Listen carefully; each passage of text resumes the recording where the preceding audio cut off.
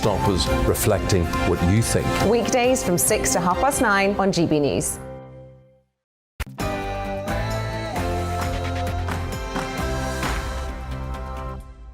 A very good afternoon and welcome to the Briefing PM. I'm Darren McCaffrey and here's what's coming up over the next hour on TV and on radio. Schools in England return today. We'll hear from a former teacher turned Conservative MP as ahead, of course, of the Prime Minister's press conference due to be held at 5 p.m.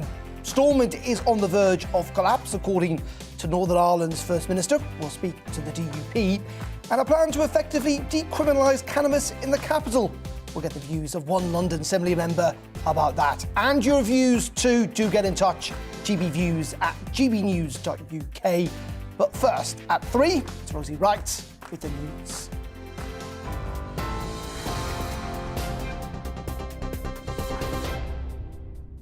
Good afternoon, I'm Rosie Wright. Let's get you up to date. Boris Johnson is due to address the nation this afternoon alongside his top scientific advisers. Chief Medical Officer Sir Chris Whitty and Chief Scientific Officer Sir Patrick Vallance will join the Prime Minister at 5 p.m. Of course, I'll bring that to you live here on GB News when it happens. Now, that follows at least 6 hospital trusts declaring critical incidents as Omicron cases threaten staff shortages. The Prime Minister says it's essential to look after the NHS as some health leaders warn they're in a state of crisis. One of those was United Lincolnshire Hospitals NHS Trust, who say extreme and unprecedented staff shortages were expected to result in compromised care. Now, meanwhile, some schools have started the new term today and classes could merge into larger groups if teaching staff levels dip too low. Children across England will be required to wear face masks and take lateral flow tests as they start returning to the classroom. The government says its priority is to keep schools open, but Labour's Shadow Education Minister, Bridget Phillipson, told GB News the government hasn't done enough. Before Christmas, we were saying that the government should use that break to roll out the vaccine to all eligible children. It's been a huge missed opportunity to do that. We also need to see proper ventilation in our schools. Head teachers are being told just to open the windows and put children in coats. I don't think that's good enough. And on testing, we know that many parents have experienced difficulties getting their hands on testing kits, and it's vital that we all test our children to make sure that we're kind of keeping control of the virus. In other news now, 35 migrants attempting to cross the Channel to the UK have been taken to Dover this morning by local lifeboats. More illegal vessels are also being intercepted by UK Border Force. It follows new figures that show the number of people making the dangerous journey trebled last year. There were more than 28,000 illegal crossings in 2021. Our Home and Security editor, Mark White, has been in Dover today. He says government efforts to tackle the problem have been ineffective. Home Secretary has vowed to tackle the Channel migrant crisis in 2022 by going after the people smugglers. But just 4 days into the new year, those organised criminal gangs don't appear to be getting Priti Patel's message, as the first migrants were taken here to Dover Harbour. 35 landed here by the Dover lifeboat just after 10:30 this morning. Border Force vessels are also involved in intercepting a number of other small boats. Sir Keir Starmer has insisted Labour is a patriotic party and said if voted into government, he'd write a new chapter of its history. Speaking to local politicians in Birmingham, the Labour leader said he offered a new contract with the British people based on the principles he named of security, prosperity and respect. He also said his party would create 100,000 new start-up businesses and hubs of excellence. A US judge is going to rule on whether a civil sex lawsuit can be brought against the Duke of York. Virginia Giuffre is suing Prince Andrew for alleged sexual assault when she was a teenager. The Duke's legal team deny all allegations and will attempt to dismiss the case at a hearing today. Yesterday, a document was made public revealing the terms of a $500,000 payout from convicted sex offender Jeffrey Epstein and Miss Giuffre, which prevented her from speaking publicly. Well, former royal correspondent for The Sun, Charles Ray, says the legal argument does not exonerate Prince Andrew.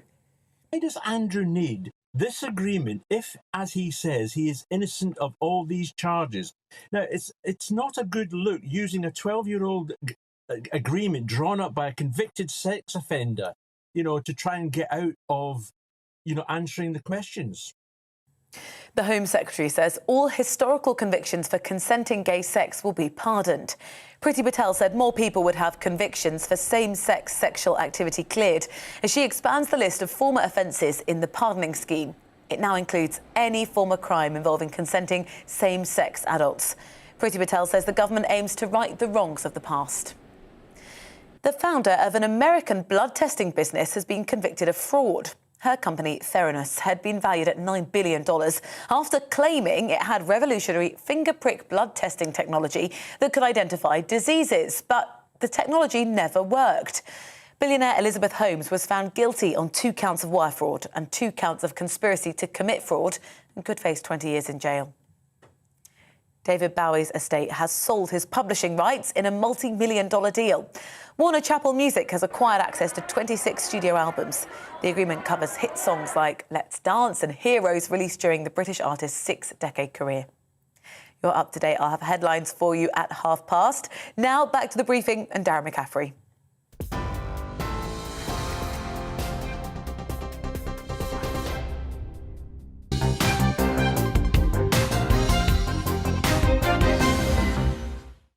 Yeah, very good afternoon. Welcome to the briefing on this Tuesday. Now, the Prime Minister is due to hold a Downing Street press conference later, though we're not expecting any significant announcements apart from the Prime Minister urging everyone to get vaccinated. But it comes as head teachers warn that children returning to school in England today face widespread Omicron disruption. One teaching union said there was a possibility that entire year groups would be sent home to learn remotely. Well, in a moment, we'll speak to the Conservative MP, Jonathan Gullis, on this. But first, Labour leader Sir Keir Starmer has been speaking this morning, trying to shore up his poll lead by attacking the government's integrity. Let's have a look at his first keynote speech of 2022. British people do not like being taken for granted, and they do not like being treated as fools. A government which refuses to follow the rules it sets for the rest of us loses the moral right to set those rules. So I think that as we begin this new year, Britain has entered a new phase. Because just as the government has revealed itself to be unworthy of your trust, its incompetence is becoming plain. The cost of living is increasing. Energy bills are going up. Wages are stagnant. Tax rises are coming in April. Too many people don't feel safe in their own streets. And good luck to anyone trying to get a quick GP appointment. So I want to start the new year by making a pledge of straight leadership. Today, I want to introduce my contract with the British people. This will be a solemn agreement about what this country needs and how a good government should conduct itself. I'm well aware that just because the Tories lose the public's trust, it doesn't mean that Labour simply inherits it. Trust has to be earned. I am confident, but not complacent, about the task ahead. So the very first clause in the contract is a binding commitment about decency and standards in public life. Of course those standards already exist. They're known as the Nolan principles: selflessness, integrity, objectivity, accountability, openness, honesty, and leadership. So my solemn promise to you will be always to run a government that honours these principles.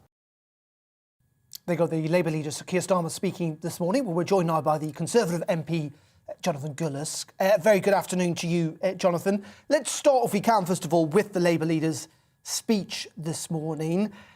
Interestingly, of course, Labour ahead in the polls. Very difficult start to the year for Boris Johnson. I think there was a poll out today suggesting that in 9 out of 10 areas on things like the economy, immigration, on Brexit, the government is way behind in terms of support. Only on vaccines are they in the lead.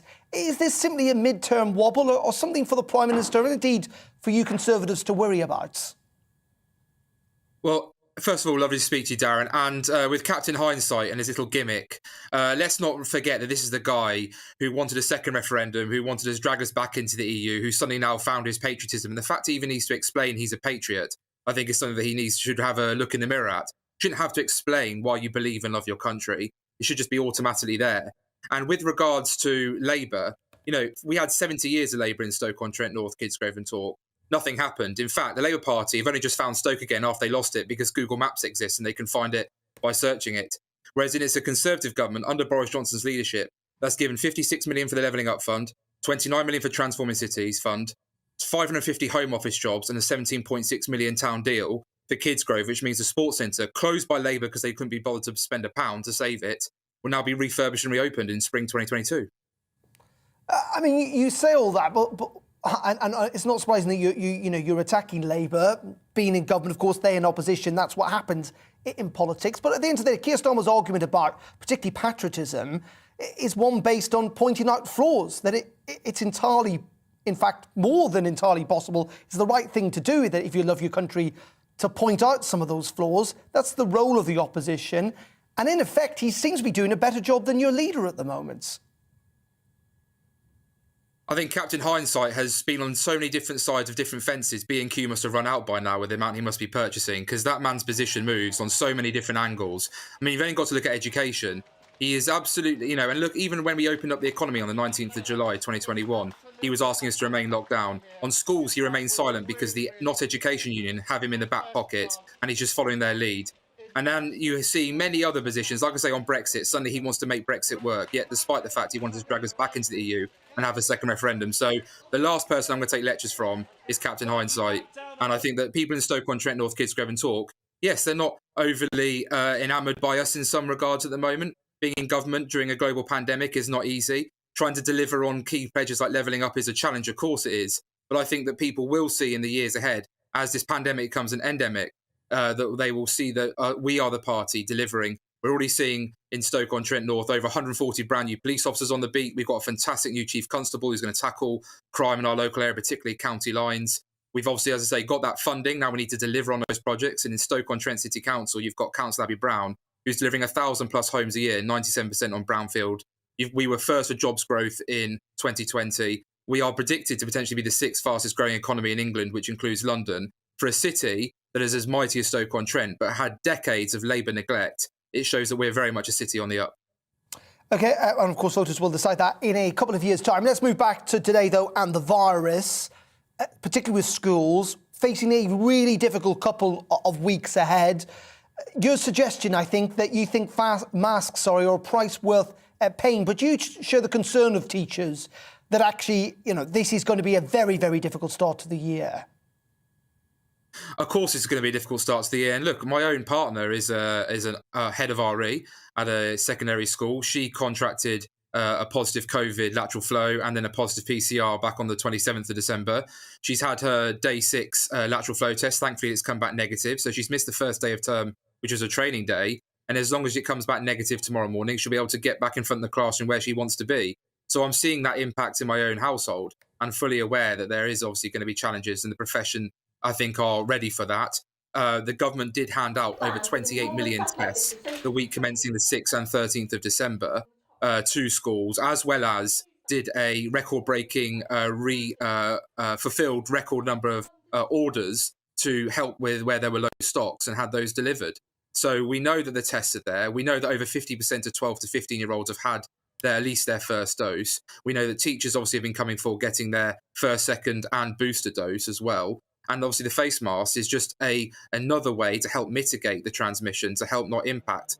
And obviously then finally got the Teach Army, where we are asking ex-teachers, someone like myself who spent 8.5 years in secondary schools, to come out and offer our services. And I volunteered in Stoke-on-Trent, North, Kidsgrove and Tork to use my Fridays, constituency days, to be in the classroom and help plug the gaps where I can.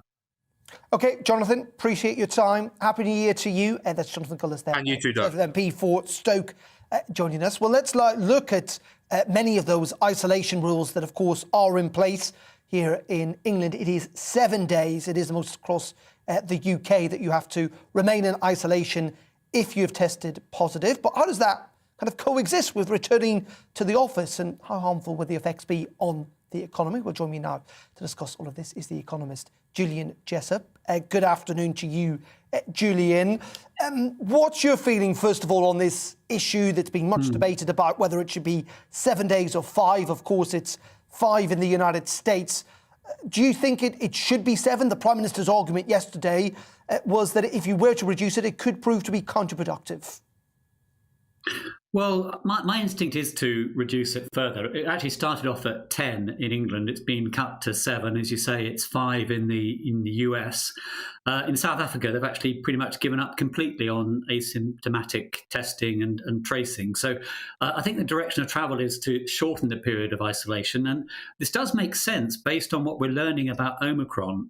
We know Omicron is far more readily transmissible than previous variants. But we also know that it's less severe, and a lot of the infection risk disappears fairly quickly after a few days. So in terms of the potential benefits of isolation periods, I think those are what we're learning suggests they're diminishing. We therefore also have to look at the costs, and I'm concerned here, obviously, partly about the simple economic costs. We've got a position now where maybe 10% of the workforce, and that number seems to be increasing, might be isolating. And it's very hard to lose 10% of your workforce without that having a significant impact on your output. But also thinking in terms of protecting the NHS. I think the bigger risk for the NHS now is not the increased number of patients with COVID, but the lack of staff to treat anybody, whether they've got COVID or a broken leg or a heart attack. So I think we've got to the point where the balance of risk is continuing to shift, and it's now shifting towards shortening that isolation period further. And we don't know how many people, of course, are in isolation, but there are estimates that it could be 1 million people at any one time. As you said, that is having a significant impact on everything like the National Health Service to trains, to lots of public services, I should say, and indeed to the private sector. Have you kind of worked out, as an economist, kind of the level in which things really do start to creak, or how much flexibility there is in the system? What I'm trying to suggest is actually over the last 20 months or so, our economy, our businesses have managed to be pretty flexible around this pandemic. Isn't there the possibility that that might simply happen in this case too? Yeah, I think that's a fair point. I don't think the economic costs alone should be decisive anyway, because you could argue that it's worth taking a large but temporary hit in the short term in order to get on top of Omicron, to allow the boosters more time to work, and also to protect the NHS in the short term.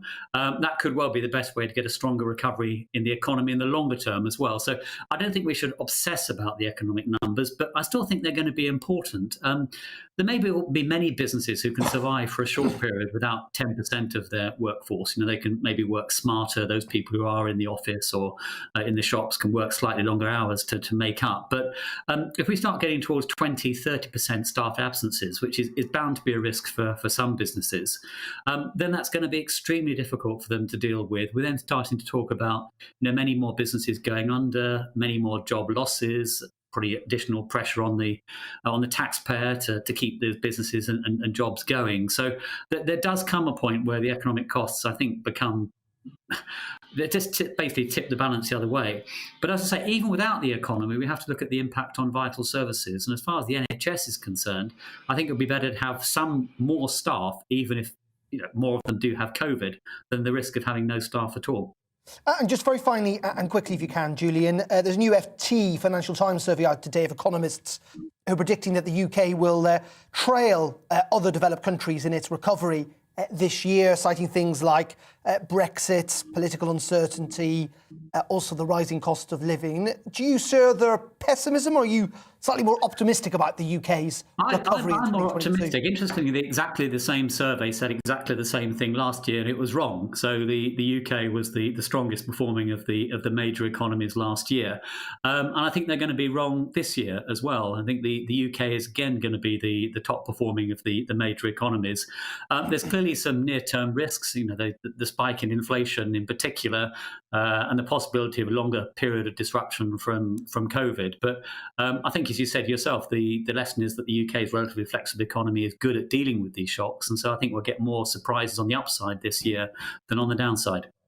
OK, Julian, appreciate your thoughts and your time. Julian Jessup there, economist, joining us for joining us on the programme. OK, we're going to take a quick break here on GB News. Coming up in just a couple of minutes, going to be in Dover, looking at the migrant crisis. It does seem that the year is beginning as it ended. And also in Northern Ireland, looking at that Northern Ireland protocol. We'll be speaking to the DUP. That and much more in just a couple of minutes. But first, let's bring you up to date with the weather on this Tuesday afternoon. It's time to remind ourselves there's always another winter. Canary Islands sponsors the weather.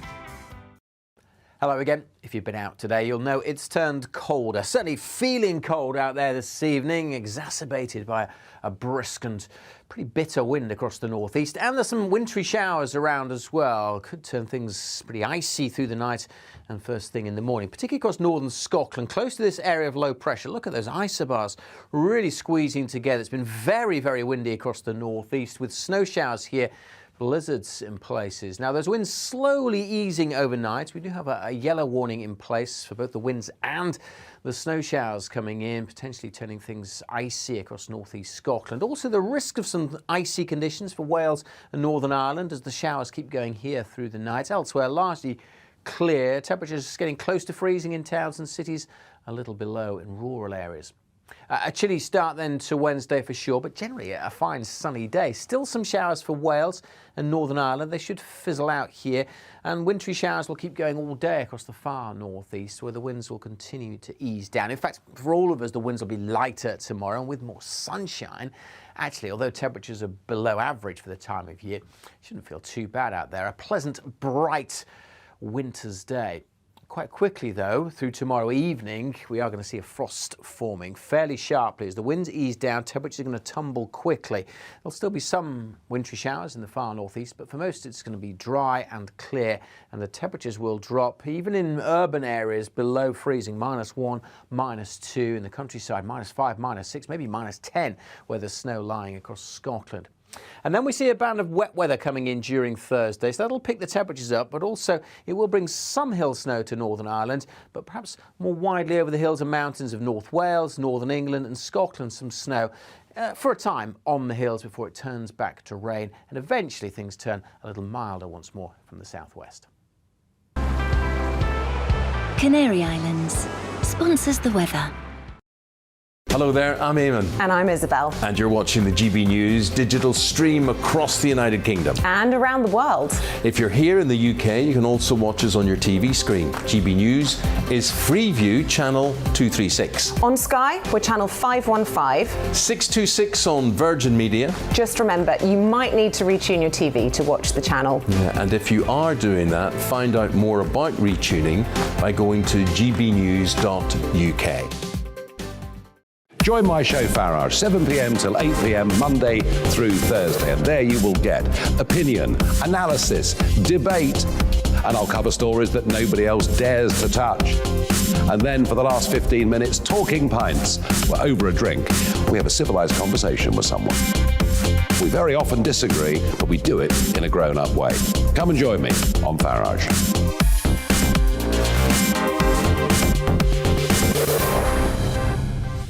I'm Dan Wootton. Join me Monday to Thursday from 9 to 11 for the feistiest and most fun news debate on TV, where free speech reigns. I'll bring you a sharp take on the day's biggest stories, bombshell newsmaker interviews, and A-list guests. And I guarantee you, no spin, no bias, no censorship, and no reason to go to bed. That's Dan Wootton Tonight, Monday to Thursdays from 9 on GB News. Hello there, I'm Eamon Holmes. And I'm Isabel Webster. And we hope you can join us for Breakfast with Eamon and Isabel. You make me laugh out loud, belly laugh. Is that important first thing in the morning? Yeah, absolutely. And there's me trying to be deadly serious. News is a serious business. Yeah, I have to rein you in sometimes. Well, it doesn't stop us laughing at it. It doesn't stop us having an opinion on what's going on. Yeah. And it certainly will not stop us reflecting what you think. Weekdays from 6 to 9:30 on GB News.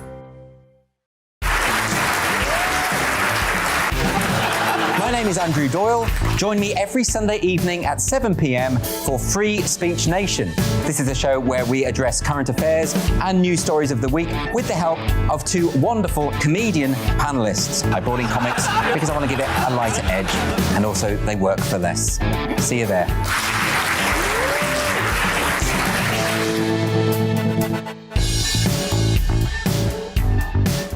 Join me, Mark White, here on GB News. For more than 2 decades, I've been at the sharp end of reporting crime and security at home and abroad.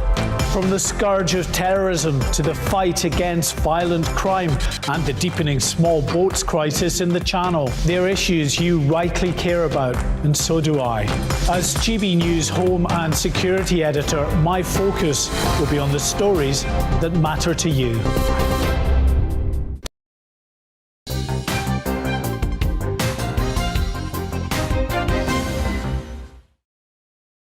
On this Tuesday afternoon, as always, do get in touch with us, gbviews@gbnews.uk, or indeed you can tweet us at gbnews, and we'll get some of your views, whether that is on coronavirus, migrants in the Channels, or indeed on the Northern Ireland Protocol later in the programme. But we're going to start with the Northern Ireland Protocol because the collapse of Stormont is inevitable if that protocol is not renegotiated. That is according to the First Minister. Paul Givan has said that the current deal between the UK and the EU, which was agreed during Brexit talks and took effect at the start of last year, must be revived if it is to work for all parties. In his strongest criticism of the protocol to date, the First Minister insisted he wanted the Stormont Assembly to work, but the foundations of the protocol remained problematic for the people of Northern Ireland. Well, join me now is the DUP spokesperson for Brexit, Sammy Wilson.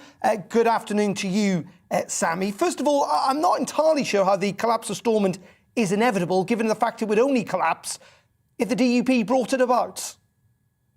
I mean, first of all, the whole point of the Good Friday Agreement and the institutions that were set up were that there had to be consent from both communities. Now, what has happened with the Northern Ireland Protocol, of course, is that the relationship between Northern Ireland and the rest of the United Kingdom has been significantly changed without any input from unionists, indeed opposition from every unionist party in Northern Ireland.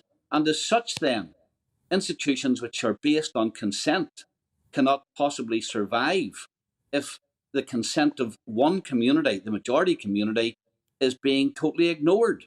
And I think that's where the difficulty lies, that there are the North-South institutions which require unionist input.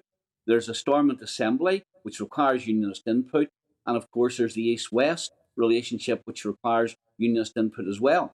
The East-West relationship has been broken totally with the protocol, and Stormont is now expected to obey rules made from Brussels, laws made from Brussels, laws made in Westminster can no longer apply in a whole range of areas in Stormont. And I think that anyone with a modicum of insight into the situation in Northern Ireland must realise that those institutions cannot survive in the absence of unionist consent. It wouldn't happen in Scotland and Wales. Sammy, if the Scottish nationalists had found that power was snatched away or the relationship was changed totally, they wouldn't have tolerated it. Unionists won't tolerate it in Northern Ireland. But the one thing you haven't mentioned, which is the real reason behind the potential collapse of Stormont, is that there are assembly elections in May, and it's likely that you guys will suffer a massive electoral defeat or a loss of seats if you're not perceived to do something on this. It's politics at the end of the day. Business seems to support the protocol largely. This is a political decision to protect the DUP. Well, that's not true, of course, because we were protesting about the Northern Ireland Protocol long before any elections were due. And the fact that there's elections due next year is perfectly incidental. The fact of the matter is, since the day that the protocol was first suggested and the relationship between Northern Ireland and the rest of the United Kingdom was to be changed when Mrs May agreed arrangements with the EU, we made it quite clear that it would be that it would not be sustainable to have an arrangement which changed the constitutional position of Northern Ireland without the consent of the people of Northern Ireland. And we warned at that stage that the institutions could not possibly survive. That was 3 years ago. There was no election in the offing at that stage. And this has nothing to do with the May elections. But the May elections do bring very sharp focus to this. Because, of course, the people of Northern Ireland, for the first time, will have the ability to have their say on the protocol. And I can tell you, given the damage which is done to the Northern Ireland economy, given the long-term damage which it does to our relationship with the rest of the United Kingdom, there will be real opposition to it. But in the end, though, isn't it this has nothing to do with in the end, when it comes down to it, positioning. the UK government, throughout this entire process, retaining the sovereignty of the United Kingdom over Northern Ireland. I just want to end on this, and quickly if you can. But in the end, we've gone through this process for the last 5 years. It's clear that London, Westminster, maybe particularly Boris Johnson, doesn't really give a hoop about Northern Ireland or unionist sentiment and all of this, and that's not likely to change. Well, he might not give a hoot about Northern Ireland. Certainly he has lied to the people in Northern Ireland. But the fact of the matter is that he claimed he wanted to have Britain and the United Kingdom sovereign over its own territory, over its own laws, and over its own future decisions. And if the Northern Ireland Protocol remains in place, then of course the sovereignty which he has claimed he wished to obtain through Brexit, and the independence which he claimed he wished to obtain through Brexit will not have obtained at all. And don't forget the influence of the European Union and the European Court will not only extend to Northern Ireland, its tentacles will reach government policy made at Westminster as well, because when it comes to state aid, for example, any state aid given to companies based in GB who operate in Northern Ireland can be interfered with by the European Union and by the European Court of Justice. That's why this is so fundamental. Okay, thank you very much for your time, though, Sammy Wilson. Happy New Year to you. If he cares about Brexit and Britain's independence from Europe, then he has to address this issue. Okay, Sammy, thank you very much indeed. Take care. We'll speak to you soon. Sammy Wilson there from the DUP, their Brexit spokesperson, joining us from Northern Ireland. Okay, you're watching The Briefing. Coming up in just a couple of minutes, we'll be live in Dover with Mark White on the latest on the migrant crisis, which has spilled most definitely into 2022. But first, here's the news just after 3:30 with Rosie again.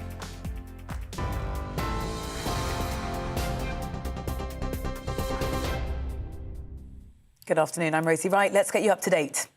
Boris Johnson is due to give a press conference shortly with his top scientific advisers. Chief Medical Officer Sir Chris Whitty and Chief Scientific Officer Sir Patrick Vallance will join the Prime Minister at 5 p.m. in a statement to the nation. We'll bring that to you here. It follows at least 6 hospital trusts declaring critical incidents as Omicron cases threaten staff shortages. The Prime Minister says it's essential to look after the NHS, but some health leaders warn they're in a state of crisis. A US judge is going to rule on whether a civil sex lawsuit can be brought against the Duke of York. Virginia Giuffre is suing Prince Andrew for alleged sexual assault when she was a teenager. The Duke's legal team deny all allegations, and they're going to attempt to dismiss the case at a hearing today. Yesterday, a development. A document was made public revealing the terms of a $500,000 payout from the convicted sex offender Jeffrey Epstein to Miss Giuffre, which prevented her from speaking publicly. At least 35 migrants attempting to cross the Channel this morning to the UK have been taken to Dover by the local lifeboats. More illegal vessels are being intercepted by UK Border Force. It follows new figures that show the number of people making the dangerous journey trebled last year. There were more than 28,000 illegal crossings in 2021. Sir Keir Starmer has defended Labour as a patriotic party and said if voted into government, he'd write a new chapter of its history. Speaking to local politicians in Birmingham, the Labour leader says he wants to start the new year by making a pledge of straight leadership. He also said his party would create 100,000 new start-up businesses and hubs of excellence. We'll have a full update for you at 4 o'clock.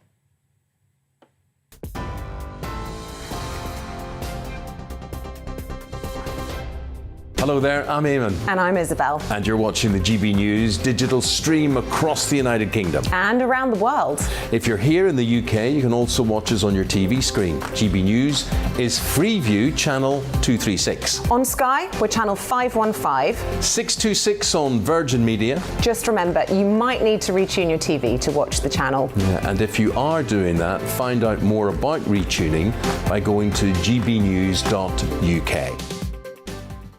Join my show Farage, 7 p.m. till 8 p.m. Monday through Thursday, and there you will get opinion, analysis, debate, and I'll cover stories that nobody else dares to touch.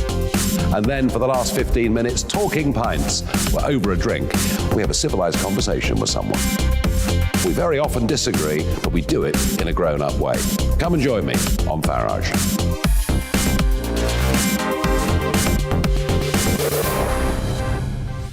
I'm Dan Wootton. Join me Monday to Thursday from 9 to 11 for the feistiest and most fun news debate on TV, where free speech reigns. I'll bring you a sharp take on the day's biggest stories, bombshell newsmaker interviews, and A-list guests. And I guarantee you, no spin, no bias, no censorship, and no reason to go to bed.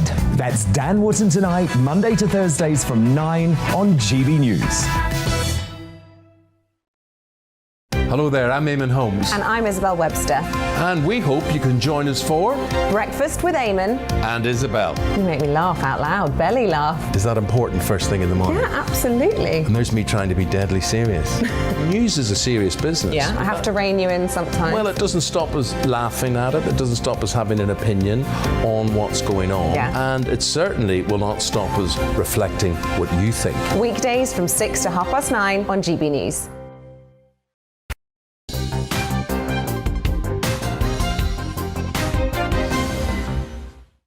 Very good afternoon. Welcome back to the briefing with me, Darren McCaffrey. It is 24 minutes to 4 o'clock. Thank you very much for your company on TV and on radio on this Tuesday afternoon. Well, we're going to start with a story that dominated the back end of last year, and that was, of course, that 28,000 migrants managed to cross the English Channel into Britain last year. That was 3 times as many as the year before. But ministers have been warned that unless the government changes its policy, more arrivals and more drownings will happen again this year. The Home Office Minister said the government is reforming its approach to asylum through its new plan for immigration. But will this be enough? Well, delighted to say our Home Affairs and Security Editor, Mark White, is live for us in Dover. And Mark, it may only be, the 4th of January, but we're already starting to see dozens of migrants arriving where you are.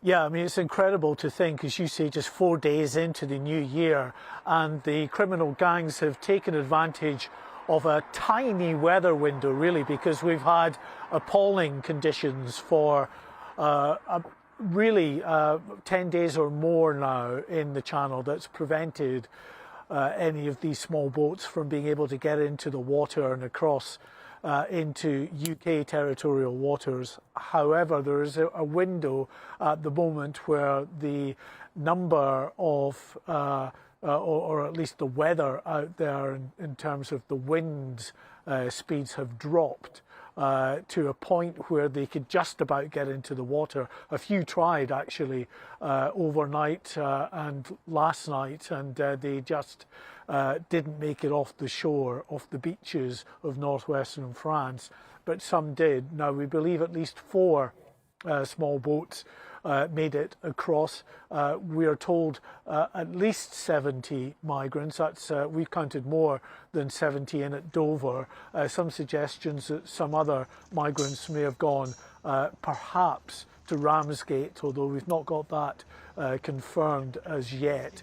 But certainly, as I say, significant that here we are, just 4 days in, and this first lot of migrants arriving here off the Dover lifeboat, initially at 10:30 this morning, and then about an hour ago, the Border Force vessel, a catamaran Hurricane, came in to Dover Harbour, offloading more in the way of migrants, Darren.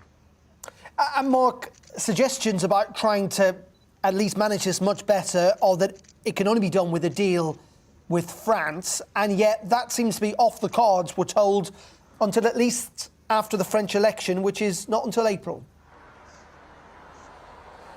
Yeah, I mean, it's difficult to see how the government can really get a proper handle on this. Yes, they're tightening up issues around asylum applications, the length of time it can take. If you come across on an irregular route, such as across the English Channel in a small boat or in the back of a lorry, you go to the back of the queue, even though you may be a bona fide refugee in that sense. You're right to the back of the queue according to the government. This is what will be within that Immigration and Borders Bill when it finally comes into law.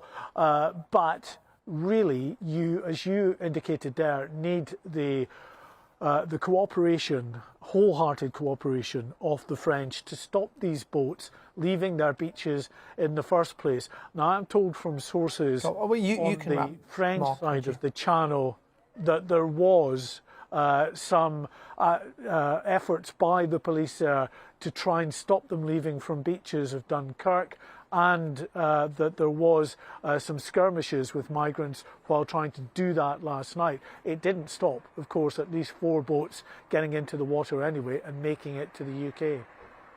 Mark, thank you very much. Mark White, our Home Affairs and Security Editor, joining us from Dover. What do you make of that story, or indeed anything we're covering today? Do get in touch at gbviews at gbnews.uk, or you can tweet us at GBNews. Now, let's move on, because industry experts and MPs are calling for a VAT cut on bills to try and help tackle the cost of living crisis. Well, the charity Age UK say that pensioners are facing unprecedented price rises. Now, a VAT cut would provide relief of up to £100 per household if the price cap rises to £2,000. That's according to consumer experts. Around 20 Conservative MPs and peers have written to the Prime Minister Boris Johnson and Chancellor Rishi Sunak, urging them to slash the tax on energy bills and suspend the environmental levy too. Energy bills could rise by as much as 50% in the spring because of soaring wholesale gas and electricity prices. Well, joining me now to discuss this is Peter Smith from the National Energy Action Group. Good afternoon to you, Peter.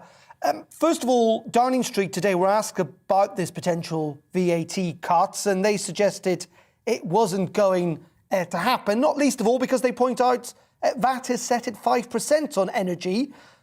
So what big difference would it really make?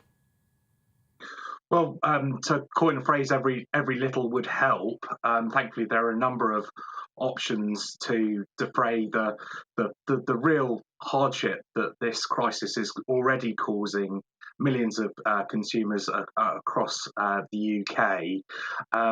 We do have a lower percent VAT rating for fuel, recognising the fact that it is, of course, an essential good, and unlike other essential goods, still attracts a VAT rate, even though it is lower. The likelihood of it happening, it is absolutely in the hands of the UK government, but it is one of a number of other options that they could consider, which could support particularly the most vulnerable people through this energy crisis. In saying that, Peter, people would suggest that actually prices are higher here, aren't they, than other parts of Europe, and would be much better at trying to tackle some of the supply or the reliance on supply that the UK has? Well, I think there undoubtedly have been some supply issues, but the UK remains perhaps uniquely exposed to the scale of this crisis, not because we're not producing enough gas, but because we're using far more than we need to, through having some of the least efficient homes in the whole of Europe.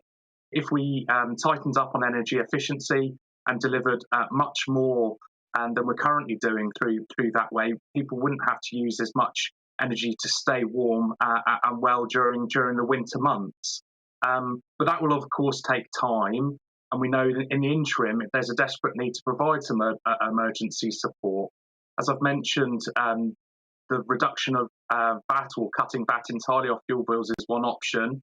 Other options include adjusting existing mechanisms like the winter fuel payment or the warm home discount scheme to provide more vulnerable people with emergency support to get through this crisis. Again, one of the criticisms of the UK has been that actually we don't have very much stock or storage of gas in this country, and that in the end, actually, when prices are lower, we should probably build up our reserves so that we've got reserves to get us through difficult periods like this. That is correct. The storage capacity that we have in this country has been declining over a number of years, but up until very recently, it had been felt that we had sufficient supplies, sufficient storage, and we are where we are. We're not going to be able to suddenly magic up new storage capacity overnight. We know that this is a crisis that will be badly affecting people already, particularly as the cold weather seems to be turning and getting more severe over the next couple of days. And really, these long-term options do need to be considered: energy efficiency, more storage, more supply.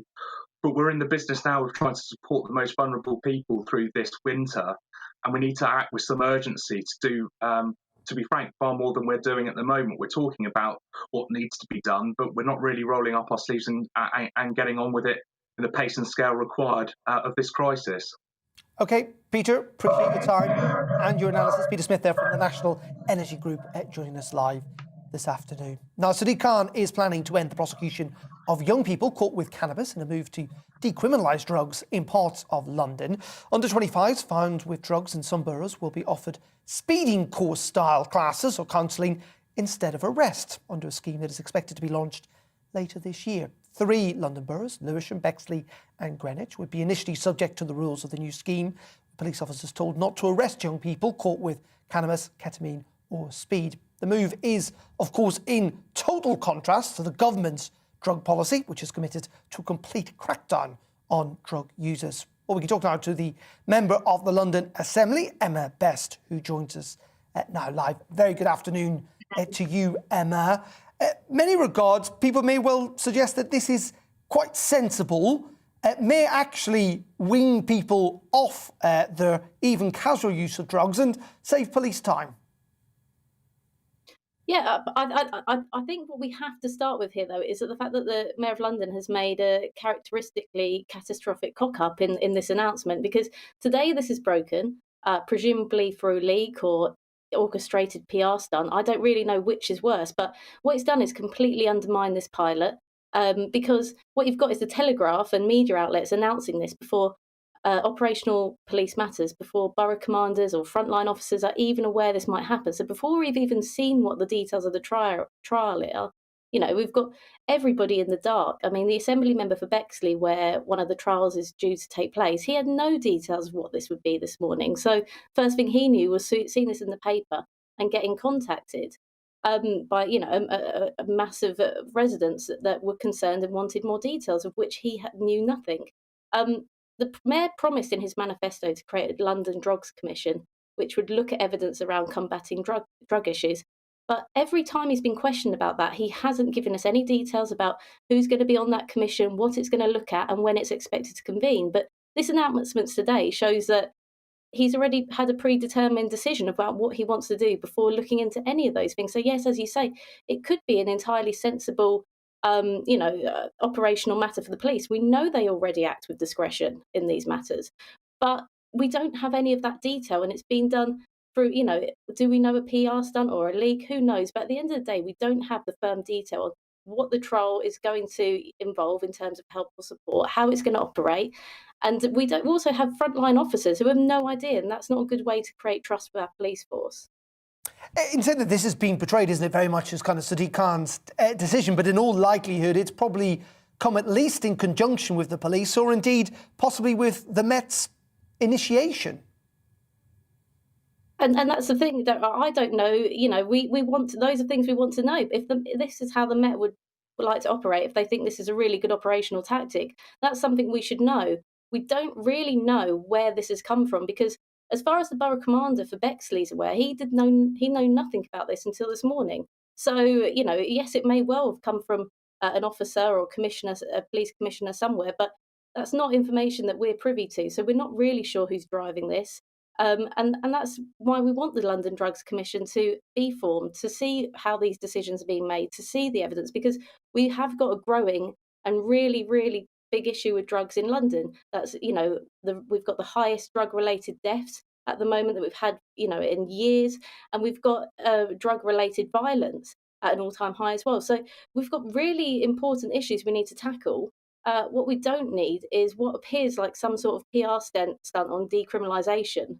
Because we don't know any of the details behind this. And what we really need to do is tackle supply, tackle the fact that, you've got young kids that are being drawn into violent crime, and we've got a high of drug-related deaths because there's bad quality drugs going to, people. And I fail to see where we're really exploring those issues. And it just seems like we've got an ill-thought-through PR stunt here. On this, if we can just deal with, I take your point about the detail, just on the principle, you seem relatively open to this, if potentially things might change. And, you talked about the high number of deaths in London. That, you're a Conservative politician. That is in complete contrast, though, to what central governments announced only a matter of months ago with their crackdown on drugs. Yeah, I think in all parties you'll find people that have really diverse views on drugs. And my view is that we need to tackle the supply, and things need to change, because I worked in children's services before being on the Assembly, Darren, and what I saw is there would be young kids that were on a supply chain of drugs, and once you tackled that supply chain, that would open up a can of worms of violence, and within hours that supply chain would be back in place, harming those young teenagers again.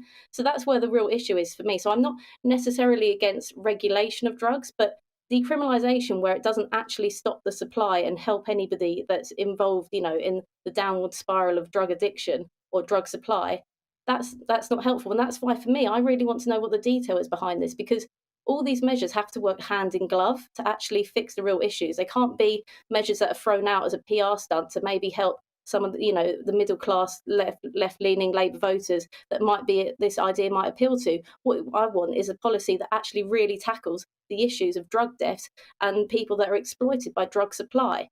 And without the firm details of what this pilot does to address those two issues, it's hard to say I back it or don't. I don't necessarily. I'm not necessarily against it, but I need to know how we are fighting those two issues. OK, and we'll await those details. Emma, appreciate your time. Happy New Year to you. That's Emma Best, Conservative London Assembly member, joining us there. Now, finally, lawyers for Prince Andrew are attempting to persuade a judge in America today to dismiss the civil case made against Virginia Giuffre, who claims that she was trafficked by the deceased sex offender Jeffrey Epstein when she was 17, and named the prince as one of her alleged offenders. Well, join me now to update us on the latest as those court developments take place in the United States is our reporter, Ellie Costello. Ellie, just bring us up to date with what you've been hearing from that courtroom today. Hi, Darren. Yes, this hearing is taking place in New York right now. It is a virtual hearing. Prince Andrew and his legal team are in the same room virtually with Virginia Giuffre's legal team. And they are in front of a judge where Prince Andrew's legal team are going to ask for this civil case to be dismissed. And Virginia Giuffre is seeking damages for alleged sexual assault by Prince Andrew on 3 occasions when she was a teenager. Obviously, all of those claims strongly denied by Prince Andrew. He has consistently denied any wrongdoing. But Prince Andrew's lawyers will be relying heavily on that settlement which was released last night between Jeffrey Epstein and Virginia Giuffre, which was made between them in 2009. And that was made public last night for the first time, and it revealed that Miss Giuffre was paid $500,000 by Jeffrey Epstein to end her claim that she was a victim of sex trafficking and abuse by Epstein from the age of 16. Now, Prince Andrew's lawyers are expected to say in court today that this 2009 deal means that she cannot sue Prince Andrew because she agreed to end all legal action on Jeffrey Epstein and anyone connected to the offender. They will be, it's just one clause that they are focusing on. That is the wording which says potential defendants could be released from any US legal action, including damages claims from the beginning of the world. And just before I came on on air to you there, Darren, I did hear Prince Andrew's lawyers going on the word of potential. They want him to be in those releasees that are then protected under this settlement, just like Jeffrey Epstein was back in 2009. And just explain what happens if this does go to trial, Ellie. Well, Judge Kaplan should make an immediate judgment this afternoon, or he can decide to reserve judgment, which is probably more likely, and that could take days or weeks. And if the case is not thrown out, then we move into the next stage of a civil trial, which is called discovery. And that's when each side takes the time to build up their cases by gathering information from the other side. And that would probably mean, in Prince Andrew's case, that he would be interviewed by Virginia Giuffre's lawyers as part of a deposition. That would then be read out in a full civil trial. Remember, this isn't a criminal trial, it's a civil one for damages, and that would be in September to December of next year. That's most likely, but of course that's not something that Prince Andrew or his lawyers want to happen, but they have said that they will work with US authorities in any investigation. OK, Ellie, thank you very much indeed for that. Ellie Costello, our reporter there, joining us from Windsor Castle. Lots you get in touch today, GBViews at gbnews.uk. Very animated by Keir Starmer. Alan says that Sir Keir is living in cuckoo land. Only thing missing in his speech was a sick bucket. Peter says he's fed up of listening to Labour continue whinging about the Tories with barely a word on what the alternative would be. While Anne says that I think Sir Keir seems more credible at the moment than Boris Johnson. His speech today showed that Labour really could be an alternative. Always get in touch. That is it from me on The Briefing. Up next, it's Colin Brazier. I'll see you back here again tomorrow at 3. It's time to remind ourselves there's always another winter. Canary Islands sponsors the weather. Hello again. If you've been out today, you'll know it's turned colder. Certainly feeling cold out there this evening, exacerbated by a brisk and pretty bitter wind across the northeast. And there's some wintry showers around as well. Could turn things pretty icy through the night and first thing in the morning, particularly across northern Scotland, close to this area of low pressure. Look at those isobars really squeezing together. It's been very, very windy across the northeast with snow showers here. Blizzards in places. Now, those winds slowly easing overnight. We do have a yellow warning in place for both the winds and the snow showers coming in, potentially turning things icy across northeast Scotland. Also, the risk of some icy conditions for Wales and Northern Ireland as the showers keep going here through the night. Elsewhere, largely clear. Temperatures getting close to freezing in towns and cities, a little below in rural areas. A chilly start then to Wednesday for sure, but generally a fine sunny day. Still some showers for Wales and Northern Ireland. They should fizzle out here, and wintry showers will keep going all day across the far northeast, where the winds will continue to ease down. In fact, for all of us, the winds will be lighter tomorrow and with more sunshine. Actually, although temperatures are below average for the time of year, shouldn't feel too bad out there. A pleasant, bright winter's day. Quite quickly, though, through tomorrow evening, we are going to see a frost forming fairly sharply. As the winds ease down, temperatures are going to tumble quickly. There'll still be some wintry showers in the far northeast, but for most it's going to be dry and clear, and the temperatures will drop, even in urban areas, below freezing, -1, -2 in the countryside, -5, -6, maybe -10, where there's snow lying across Scotland. And then we see a band of wet weather coming in during Thursday, so that'll pick the temperatures up, but also it will bring some hill snow to Northern Ireland, but perhaps more widely over the hills and mountains of North Wales, Northern England and Scotland, some snow for a time on the hills before it turns back to rain, and eventually things turn a little milder once more from the southwest. Canary Islands sponsors the weather.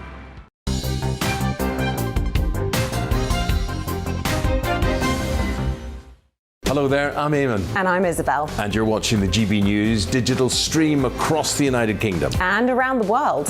If you're here in the UK, you can also watch us on your TV screen. GB News is Freeview channel 236. On Sky, we're channel 515. 626 on Virgin Media. Just remember, you might need to retune your TV to watch the channel. Yeah, and if you are doing that, find out more about retuning by going to gbnews.uk.